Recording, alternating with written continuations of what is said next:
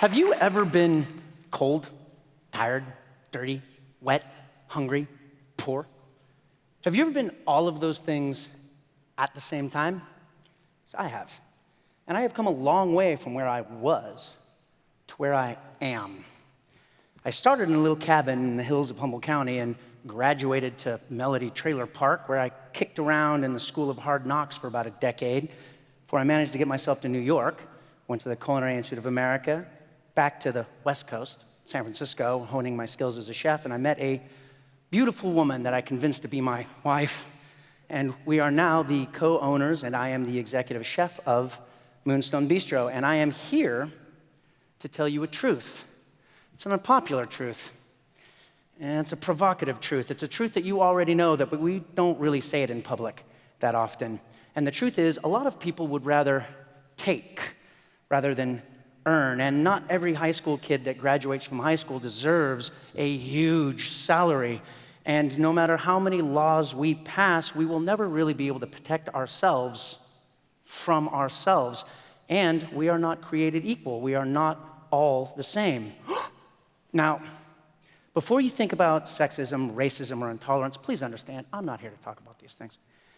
These things are born from hate. These are narrow-minded, cloistered points of view that come from people who have a lack of opportunity, a lack of education, and they just don't understand the great leaps forward that society makes when it is open and it integrates. No, I'm here to talk about love. Love for ourselves, love for our community, and how this great love is pushing society to protect us from all things, real or imagined, all the time, no matter what. In fact, it's getting to the point now where we pass laws banning objects and actions. And now we're starting to ban emotions, feelings. Loss hurts. Loss feels terrible. So we ban loss. We also ban diving boards. We ban peanut butter and strawberries from school. We ban gluten. Right? So we ban all sorts of feelings. We don't like loss. Loss hurts. So we ban loss by making sure everybody gets a trophy. Everybody wins. We throw full-on formal graduations for kindergarten, like first grade, second grade. We ban hurt feelings by telling ourselves that we are all the same, that no one is better than anyone else. We ban rejection and jealousy by making sure that everybody gets the same slice of pie, or we all get to go to the same parties. Everybody gets to go to pizza. Is this wise? What's the message? That if you work hard, that if you struggle, that if you study, that if you show up every day, you get the same reward as those who don't? Do we really want to instill into our society the idea that success is shunned because someone's success will hurt someone else's feelings? We need to relax. We need to step away from this protect ourselves from all things, this micromanaging, helicopter parenting, bubble wrapping all things. And we need to start telling the truth to ourselves, to our loved ones, to our community. I guess I'll go first. So, if I were to tell you that I was an NFL linebacker, yeah, you'd have reservations about that. Why? Because I'm not big enough. I'm not strong enough. I'm not fast enough. I am not physically equal. Get over it. I had to. Hey, well, what about intellect then? Surely we're all the same smart. I don't really understand string theory. I didn't invent Microsoft. I didn't create the iPhone. So I'm not the smartest person in the room. In fact, there are lots of people smarter than I am.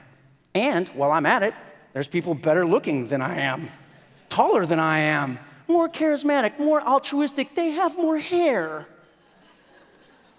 There are hundreds, if not thousands, of traits ranging from the physical to the psychological that we as humans have as our differences. And there are lots of people who have had every advantage, every opportunity, and they're not doing that well. They can't seem to keep it together. So, what motivates us? Why are we different? What makes us special? Yeah, I like that slide. So, we as children learn very early on the tools that we need to survive in our environment. And as we grow through adolescence, we continually update this learning mechanism with new information in order to always achieve an outcome that best suits our needs. Adversity is the catalyst to this learning mechanism. It is said that necessity is the mother of invention. I propose that adversity is the father of ingenuity. Adversity invites us to exercise our intellect, to challenge our mind, to overcome problems, to develop the talent of being clever and shrewd, or suffer the consequences. Because adversity will also punish us. It will force us to be stark, to be burdened, to be wary, to be sad, to be miserable. It is these two outcomes, success or failure, that define our future selves. As an example, for me, on a platter. Now, I grew up in a little tiny cabin way in the remote hills of Humboldt County. No indoor plumbing, no electricity, no telephone, no HBO, no. Problems were everywhere, but my parents loved me and they were determined. When we were cold, you couldn't just walk into the house and turn on the heater.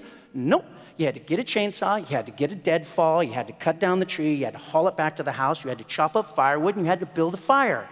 Our wood stove became its own entity within our house. That stove, we learned its intricacies as if it had a personality of its own. Our well-being and safety were wholly linked to that piece of equipment. And this became true with all things. Tools became sacred and adaptable. Like a screwdriver could be a pry bar, it could be a bottle opener, it could be a plunger, and sometimes a key jammed into the ignition of our old International truck, because adversity invites you to adapt. We used kerosene lamps. When it got dark, if I wanted to do anything, I had to prove myself worthy of fire and fuel. Well, this is California. There's no fire station where I'm from. So a little kid running around with a kerosene lamp, that should be terrifying. But I knew that when my parents gave me my own kerosene lamp, I was afforded 0 mistakes. Not one, ever. I knew the difference between a toy and a tool. And that kind of adversity breeds great responsibility. Adversity also breeds and nurtures independence.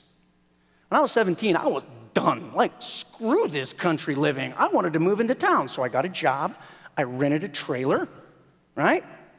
I had electricity. I was on my own. I had running water. I had a toilet that flushed. I wanted a girlfriend. I wanted to get a car. I wanted a girlfriend. So moving out was anticlimactic. It was natural, it was normal. My parents didn't put up a fuss. I had earned it, proven it. At that point in time, asking for things was not how things got done. Doing things was how things got done. Adversity makes us strong. Like our body, our mind becomes stronger when it has to overcome problems, when it has to create solutions.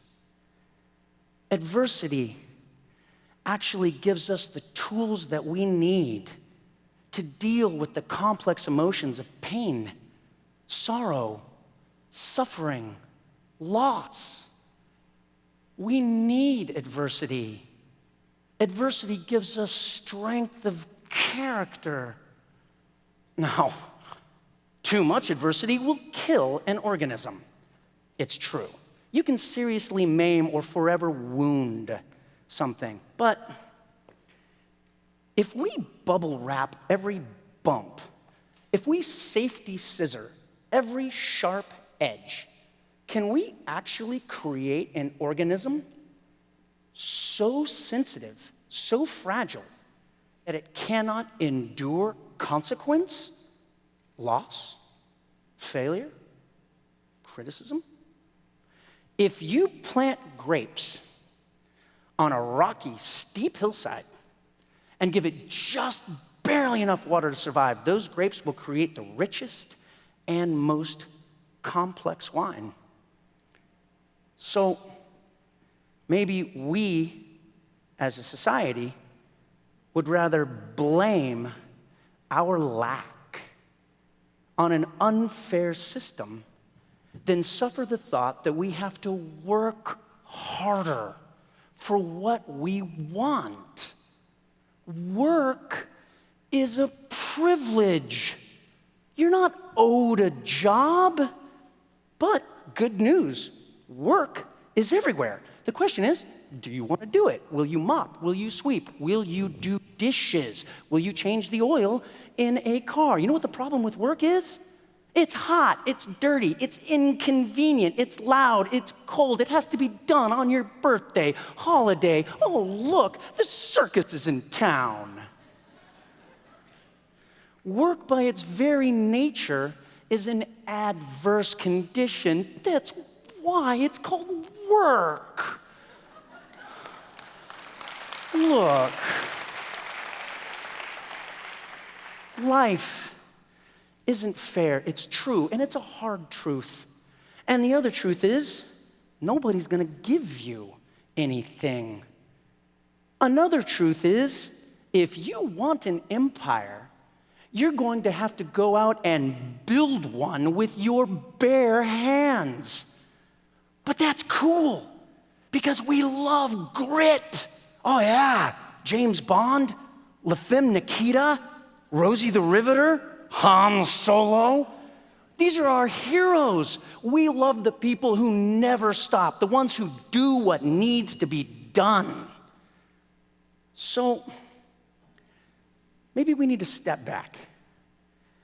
Maybe we need to allow ourselves the grace and dignity of suffering the consequences of our mistakes, because it will make us better. Whatever happened to, if it doesn't kill you, it makes you stronger. We need to allow ourselves the grace of going through the pain of change and learning, because it will make us smarter. We have all been forged by what we have overcome. So I'll ask you again, have you ever been cold, tired, dirty, wet, hungry? Loss can make us great. Thank you.